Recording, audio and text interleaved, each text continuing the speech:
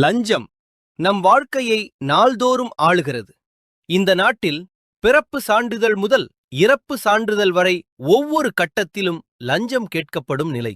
ஒரு சாதாரண மனிதன் தன் உரிமையை பெறவே பணம் கொடுக்க வேண்டிய சூழல். இது நியாயமா? நாம் வாக்களித்து தேர்ந்தெடுத்த அரசிடமே நாம் பணம் கொடுத்து நம் உரிமைகளை வாங்க வேண்டுமா? பணம் இருந்தால் மட்டும் வேலை நடக்கும்.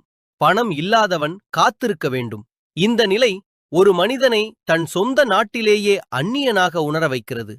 தவறு யாருடையது? அரசாங்கத்தின் தோல்வியா அல்லது நாமும் அமைதியாக இருப்பதா காரணம்?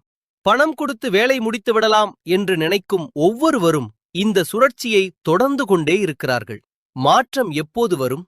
நாம் மாற்றமாகும் நாளில்தான். லஞ்சம் கொடுக்காத மனப்பான்மை, லஞ்சம் வாங்காத ஒழுக்கம், இதிலிருந்துதான் ஒரு நல்ல சமூகம் உருவாகும். சிந்திப்போம், மாற்றத்தை தொடங்குவோம். வாருங்கள், ஒன்றாக புதிய மாற்றம் படைப்போம். தொடரும். இது உங்களின் நான் முதல்வன் ஆனால்